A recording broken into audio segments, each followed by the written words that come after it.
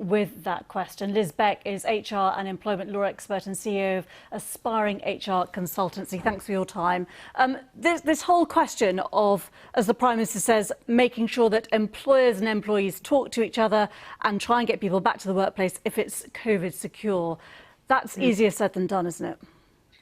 Yes, it is. And I think that this is a time when we need to remember one size won't fit all. Different organisations in different sectors will have different needs. They'll have different range of flexibility they can deploy, and they'll have staff working for them that will have their own personal concerns and considerations, whether that be their health concerns or childcare concerns. So I think one size fits all is not likely to be the way forward. And in fact, we've just had a period of what we could argue has been a great pilot in flexible working and innovation and problem solving.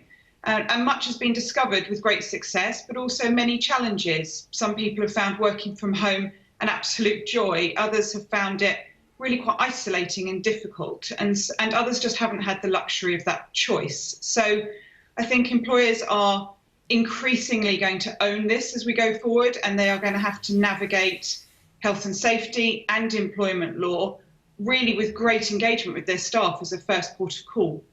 And I mean, the problem that some people feel is that, OK, at the end of the day, the bosses make the decisions. If you're an employee, you either have to go along with it or go and do something else at a time when everyone's obviously incredibly worried about unemployment. No one wants to go down the legal route. It needs to be done by consensus, doesn't it?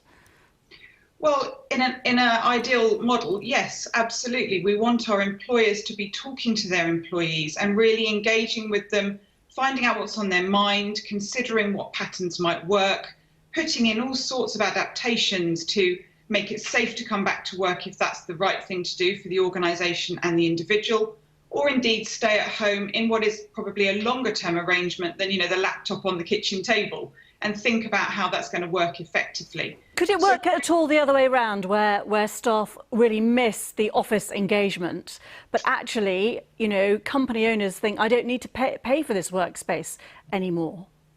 Yes, I think there's going to be a lot of that. There's many people we talk to who say, I can't wait to go back to work and have that kind of team connection again. But for employers, perhaps that's no longer a necessary expense. Maybe they don't need the overhead. So we may well see that going forward.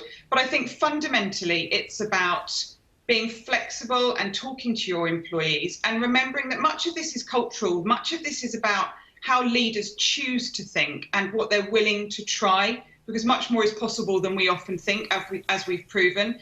And to also, fast forward 12 or 18 months from now, we're very in the immediacy of this, but companies will be looking for great talent in the future, and great talent may well remember how organisations dealt with COVID when they make those employment choices going forward.